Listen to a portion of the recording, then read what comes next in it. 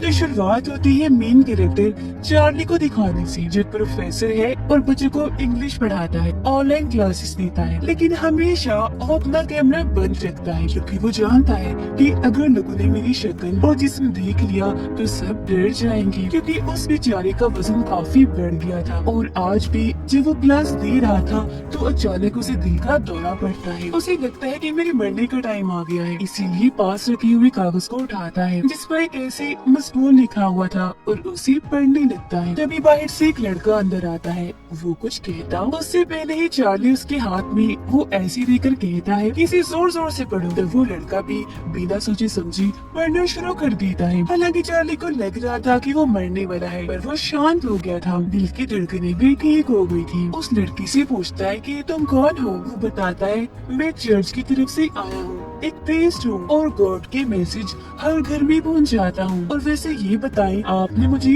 ऐसे पढ़ने को क्यों कहा। चार्ली जवाब देता है कि ये एक काफी अच्छा और मेरा पसंदीदा ऐसे है। मुझे लगा मैं मरने वाला हूँ तो आखिरी बार सुनना चाह रहा था बस। उनकी बातें चल ही रही थी कि तब यहाँ एक औरत आती है जो चार्ली की दोस्त है और यही उसकी देखभाल भी करती है। आते ही वो उसका चेकअप करने लगती है, जिसमें चार्ली का ब्लड प्रेशर काफी बढ़ा हुआ था। वो टेंशन में आ जाती है, ये सोचकर कि अगर जल्दी से हॉस्पिटल ना ले जाया गया तो ऐसे ही बहुत जल्द मर जाएगा। वो चार्ली को समझाने लगती है कि प्लीज चले जाओ हॉस्पिटल, जिसके लिए वो मना कर देता है कि नहीं, मैं नहीं जाना चाहता हॉस्पिटल, और वैसे भी मेरे पास इतने पैसे नहीं है। तभी उसकी नजर प्रीस्ट पर जाती है। वो पूछती है कि तुम कौन हो। वो अपने बारे में बताता है, साथ ही वो अपने चर्च का नाम भी बताता है। जो सुन वो चर्च आती है, कहती है कि मुझे उस चर्च से नफरत है क्योंकि उस चर्च के लोग ये झूठे दावे करते हैं कि हम लोगों की जान बचाएंगे, उनकी मदद करेंगे, और अब की बार भी वो यही ड्रामा कर रही है कि हम चार्ली की जान बचाएंगे। प्रीस्ट कहता है, ऐसा कुछ नहीं है जैसा आप सोच रही हैं,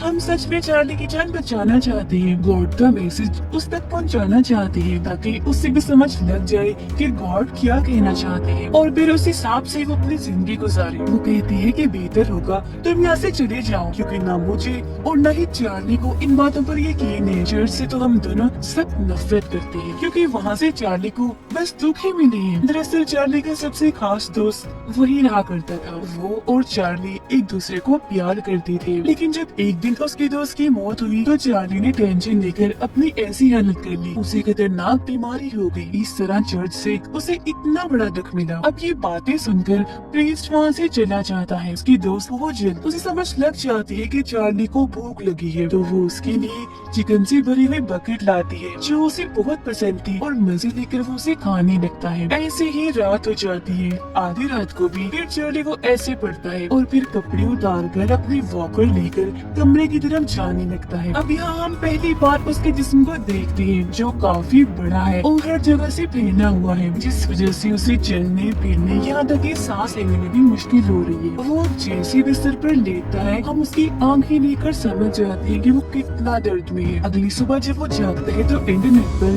सबसे पहले अपनी बीमारी के बारे में सर्च करता है। सारी चीजों को पढ़ के वो जान गया था कि मैं बस कुछ दिनों का ही मेहमान हूँ, लेकिन फिर भी नुकसानदेह चीजें खाने से बाज नहीं आता। दराज से चॉकलेट निकाल कर खाने लगता है, मगर अच्छे काम भी वो नहीं छोड़ता, जैसे कि साफ सुथरा रहने के लिए शेव करता है और चिड़ियों के लिए खाना डालता है। ये सब करने के बाद अपनी जगह पे आके बैठ गया था। तभी दरवाजा खोलकर एक लड़की अंदर आती है जो दरअसल उसकी बेटी थी। इसका नाम एली था। एली जब 8 साल की थी तो चार्ली ने अपनी वाइफ और बेटी को छोड़ दिया क्योंकि वो अपने दोस्त के साथ रहना पसंद करता था, अपनी वाइफ के साथ जरा भी खुश नहीं था। और बस तभी से उसकी बेटी उससे नफरत करती है, उसे देखना तक नहीं चाहती क्योंकि बार बार उसे इस बात का एहसास होता है कि मेरे डैड ने हमें तब छोड़ा जब हमें उनकी सख्त जरूरत थी, लेकिन कभी कभी वो यहाँ आती है और हर बार अपने डैड से बदतमीजी से बात करती है, मगर चार्ली कभी उसकी बात का बुरा नहीं मानता। आज भी वो एक के बाद एक उससे बदतमीजी कर रही थी, लेकिन फिर भी वो अपनी बेटी को मनाने के लिए कहता है कि मैं चाहता हूँ मेरी प्यारी बेटी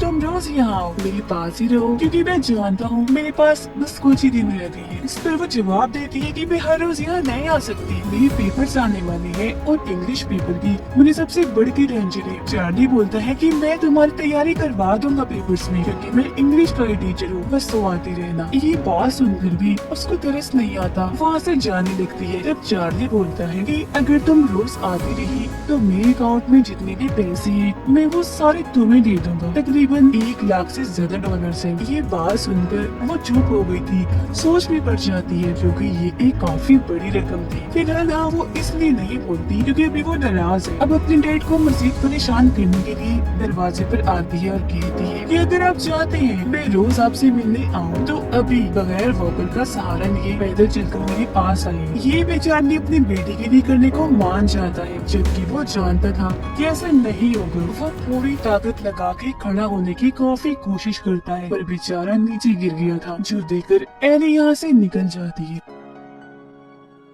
चार्ली की दोस्त घर में आई, उसका चेकअप करने के बाद सफाई कर रही थी तो उसे एली का लिखा हुआ ऐसे मिलता है। वो समझ गई थी कि यहाँ उसकी बेटी आई थी और पढ़ाई में चार्ली उसकी मदद कर रहा है। वो उसे डांटती है कि तुम भूल गई जब तुम्हारी डिवोर्स हुई थी तब क्या हुआ था, अपनी बेटी से तुम नहीं मिल सकते, ऐसे तुम पर कानूनी कार्रवाई हो सकती है। चार्ली कहता है मुझे इन बातों से कोई फर्क नहीं पड़ता, मुझे अपनी बेटी से हर हाल में मिलना है। जो बात सुनकर उसकी दोस्त चुप हो गई थी। थोड़ी देर बाद वो चार्ली को बर्गर खाने के लिए देती है जिसका एक टुकड़ा उसके गले में अटक गया। उसका दम घुटने लगता है जो देखकर फौरन उसकी दोस्त गले पर थपथपाती है। तब टुकड़ा निकलने से उसकी जान बच पाती है। इस वजह से वो चार्ली से नाराज हो गई। गुस्से में उससे कहती है कि अगर तुम्हें मरना है तो शौक से मरो पर मेरे सामने न मरना। लेकिन कुछ देर बाद गलती का एहसास होने पर वो चार्ली से माफी मांगती है और बर्गर दोबारा उसे खाने को देती है। अब ऐसे चार्ली की जिंदगी गुजर रही थी। हर रोज वो ऑनलाइन क्लासेस देता था जिसमें बहुत प्यार से पढ़ाया करता था, पर आज क्लास खत्म होने के बाद वो अपनी पुरानी तस्वीर देखता है जिसमें उसका वो करीबी दोस्त भी था। चार्ली उसे याद करने लगा और उस कमरे में जाने लगता है जहाँ वो रहा करता था। दरवाजे पर ताला था, जैसे ही वो दरवाजा खोलता है चाबी नीचे गिर जाती है जिससे वो नहीं उठा पाएगा। हालांकि वो काफी कोशिश करता भी है लेकिन चाबी नहीं उठा पाता तो हार मान के वापिस आ जाता है। और वादे के मुताबिक आज भी एली उससे मिलने आती है। तब बहाने बहाने से चार्ली उसे बात करता है। काफी खुश नजर आ रहा था। वो उसे साथ साथ बता भी रहा था कि तुमने ऐसे में कौन कौन सी गलतियाँ की है। जिस दौरान वो ये भी पूछ लेता है कि अपनी मोम को सुनाओ ठीक है मोम, जो सुनकर एली चिढ़ती पूछती है कि आखिर आप इस बारे में क्यों पूछ रहे हैं। तभी एहसास हुआ इस बात का कि हमें आपने अकेला कर दिया था और कभी मुड़कर हमारी तरफ देखा तक नहीं। आप एक नंबर के मतलबी खुदगर्ज इंसान है। अपने दोस्त की खातिर हमारे साथ ये सलूक किया। अब मुझे इस बात से कोई फर्क नहीं पड़ता कि आप क्या महसूस करती हैं। आपको अपनी गलती का एहसास है क्योंकि आपकी ऐसी हालत आपके दोस्त की वजह से हुई है न कि हमारी वजह से। तो मुझे आप पर जरा भी तरस नहीं आता। इतना कुछ सुन के भी चार्ली उसकी बातों को नजरअंदाज कर देता है और बस इतना कहता है कि तुम मेरे लिए एक ऐसी लिख दो कि ज्यादा नहीं कुछ लाइन सब तक मैं अंदर जा रहा हूँ। इतना कहते ही वो वॉशरूम में चला जाता है और फूट फूट के रोने लग गया था क्योंकि आज उसे आंसू कंट्रोल नहीं हो रही थी। ये चीज एली ने भी महसूस कर ली थी पर उसे कोई फर्क नहीं पड़ता। तभी दरवाजे पर दस्तक होती है। प्रीस्ट आया था और जब एली को ये बात पता चली कि वो चर्च से आया है तो वो उसे कहती है कि मैं कल दोबारा आऊंगी, तुम भी आना, मैंने तुमसे बात करनी है। इतना कह के वो वहाँ से चली जाती है। अब प्रीस्ट चार्ली को कहता है कि मैं तुम्हारी मदद करना चाहता हूँ। वो उसे अच्छी बुरी बातें बताने लगता है। इस पर चार्ली का जवाब ये था कि मुझे तुम्हारी इन बातों में कोई दिलचस्पी नहीं है। अगर तुम सच में मेरी मदद करना चाहते हो तो मेरे साथ आओ। वो उसी कमरे के पास आता है, नीचे गिरी हुई चाबी उठवाकर कमरा खुलवाता है। ठीक इसी वक्त चार्ली की दोस्त भी आ गई थी। प्रीस्ट को देखकर कहती है कि ये लड़का दोबारा इधर क्या कर रहा है। चार्ली जवाब देता है कि इस पर गुस्सा करने की कोई जरूरत नहीं है, मैंने इसे बुलाया है। वो कहती है अच्छा छोड़ो,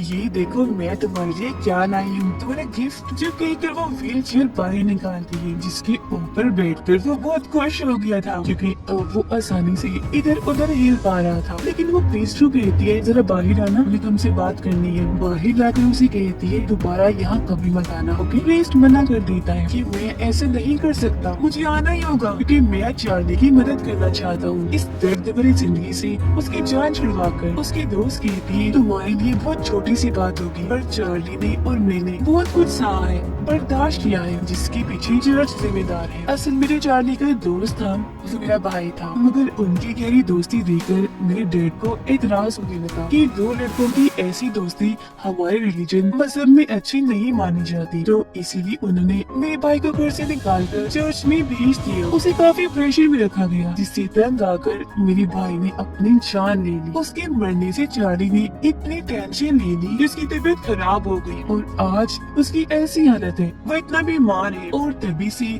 हम सभी सदमे से दुखों से गुजर रहे हैं। यही वजह है कि हम हर चीज से नफरत करते हैं, तुम्हें, तुम्हारे रिलीजन को, तुम्हारी चर्च को, किसी को भी पसंद नहीं करते। आगे वो कुछ बोलती यहाँ चार्ली भी आ जाता है। प्रीस्ट को कहता है उठो शाबाश, जाओ तुम यहाँ से। जो बात मानकर वो चला जाता है। थोड़ी देर बाद उसकी दोस्त भी उनकी जाती ही चार्ली उस कमरे में जाने की कोशिश करता है। हालांकि रास्ता छोटा था पर फिर भी वो जैसे तैसे चला ही जाता है।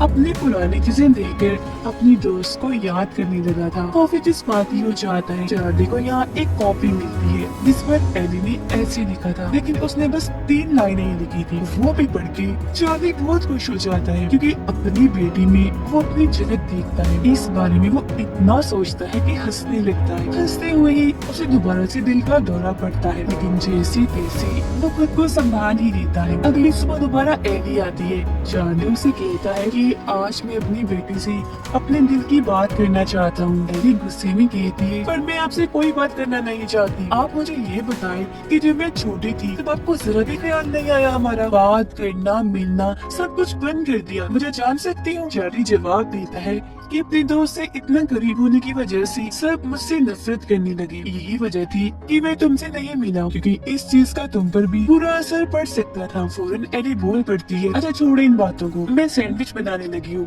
बताएं खाएंगे? तब चार्ली खुशी खुशी मान जाता है कि मेरी बेटी मेरे लिए अपने हाथों से सैंडविच बना रही है। लेकिन सैंडविच खाते ही वो गहरी नींद में सो जाता है। और अब जैसे एली उस खुफिया कमरे में जाती है तभी दरवाजे पर दस्तक होती है क्योंकि प्रीस्ट आया था जिसे एली अंदर खींच लेती है। लेकिन चार्ली की ऐसी हालत देखकर प्रीस्ट घबरा गया था कि इतनी आवाज होने के बाद भी वो नहीं उठा। तब एली उसे बता देती है कि मैंने उनके सैंडविच में नींद की गोलियां मिला दी थी। जो सुनकर प्रीस्ट डर जाता है कि कितनी अजीब लड़की है और बोलता है कि मैं यहाँ से जा रहा हूँ। एली फौरन बोलती है नहीं बैठो, इधर कहीं नहीं जा सकती तुम, पर अपनी बातों में फंसाकर सिगरेट पीने पर मजबूर करती है। और अब जैसे प्रीस्ट सिगरेट पीना शुरू करता है वो उसकी वीडियो बना लेती है और कहती है कि अब तुम वो भी करोगी जो मैं तुम्हें करने को कहूँ, वरना तुम जानते ही हो कि मैं तुम्हारे साथ क्या कर सकती हूँ। मैं जानती हूँ कि तुम चर्च से नहीं हो, तो सच बताना शुरू करो कि आखिर तुम कौन हो। ये सुनकर प्रीस्ट डर जाता है और भागकर उस खुफिया कमरे में आकर खुद को बंद कर लेता है। एली उस कमरे के दरवाजे पर आके बैठ गई और कहती है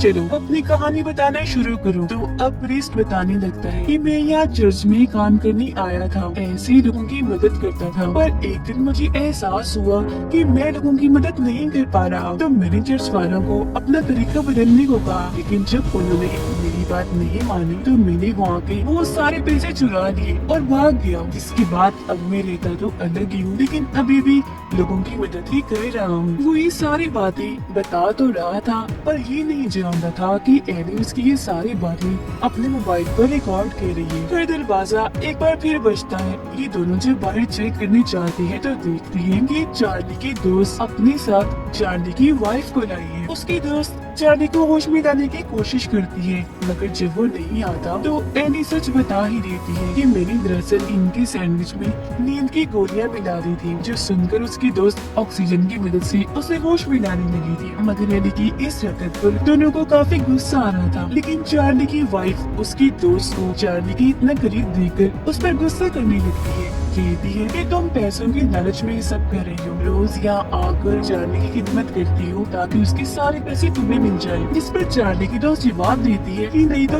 ऐसा तो कुछ नहीं है, ये मेरा दोस्त है इसलिए सब करती हूँ, और वैसे भी इसके पास कोई पैसे नहीं है। जिस तरह उसकी वाइफ कहती है कि मुझे लगता है तुम इस बारे में नहीं जानते, चार्ली के पास लाखों में डॉलर्स हैं। जो सुनकर उसकी दोस्त चार्ली पर गुस्सा करने लगती है कि तुम्हारे पास इतने पैसे हैं मगर तुम फिर भी अपनी जिंदगी गुर्बत में गुजार रहे हो। अजीब हो, पैसों का कहकर हॉस्पिटल भी नहीं जाती और मेरा जरा भी एहसास नहीं तुम्हें। रुपया रुपया जोड़कर मैं तुम्हारे लिए चीजें लाती हूँ। इतना कहती है गुस्से में वो यहाँ से चली जाती है। अब एली चार्ली से दोबारा बदतमीजी करने लगी थी, इसीलिए उसकी मॉम डांट कर उसे वहाँ से भगा देती है और चार्ली को बताती है कि मैंने जानबूझ के एली को तुमसे मिलने नहीं दिया क्योंकि वो बहुत ही बुरी है। वो इस कदर सारी माना है कि उस वक्त अगर तुम इससे मिलती तो शायद तुम्हें ये मार ही देती। चार्ली जवाब देता है मैं नहीं मानता, वो मेरी बहुत ही प्यारी बेटी है। ये बात सुनकर उसकी वाइफ चार्ली को एली की इंटरनेट प्रोफाइल दिखाती है जिसमें एली ने अपने ही डैड की तस्वीरें इंटरनेट पर डाली हुई थी और काफी मजाक बनाया हुआ था। जिसके बाद ये दोनों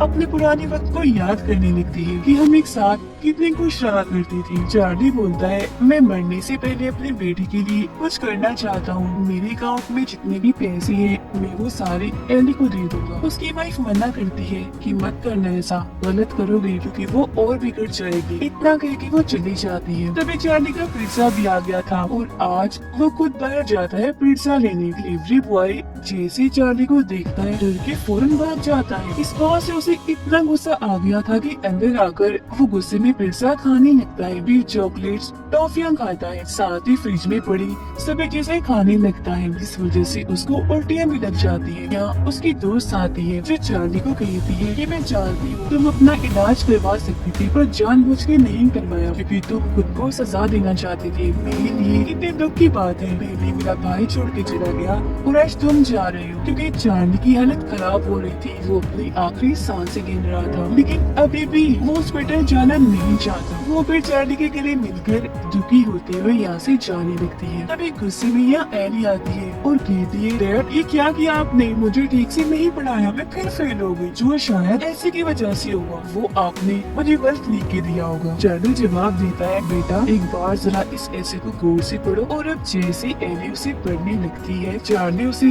जिस बातें होते हुए बताता है कि जब तुम चौथी क्लास में थी ये ऐसे तुमने तब देखा था, तुम बहुत खास हो बुरे नहीं हो और अब बंद करो खुद को सजा देना और दूसरों की नजर में खुद को गलत साबित करना। और मैं जानता हूँ तुम आगे जाके बहुत कामयाब होगी, मुझे तुम पर भरोसा भी है और गर्व भी। उसकी ये बातें सुनकर एली भी रोने लगती है और कहती है डैड आप खुद के साथ क्या कर रहे हैं, आपको हॉस्पिटल जाना चाहिए। चार्ली दुखी होते हुए बोलता है नहीं मेरा टाइम आ चुका है। अब ये बात सुनकर एली फूट फूट कर रोने लगती है। चार्ली उसे कहता है मेरी प्यारी बेटी आखिरी बार मुझे ऐसे पढ़ के सुना दो ना। तो जैसे वो ऐसे पढ़ने लगी थी चार्ली अपनी पूरी ताकत इकट्ठा करने लगता है और वो उठ खड़ा होता है और अपने पैरों से चल के उसके पास जाने लगता है। एली भी ऐसे पढ़ते पढ़ते उसके पास आ रही थी और फिर उसकी मुस्कुराहट के साथ ही चार्ली की मौत हो जाती है। उसकी आत्मा सीधा हेवन यानी जन्नत में गई थी जहाँ वो खुश था, आराम से जिंदगी गुजार रहा था। और इसी के साथ चार्ली की दुख भरी कहानी इधर ही खत्म हो जाती है।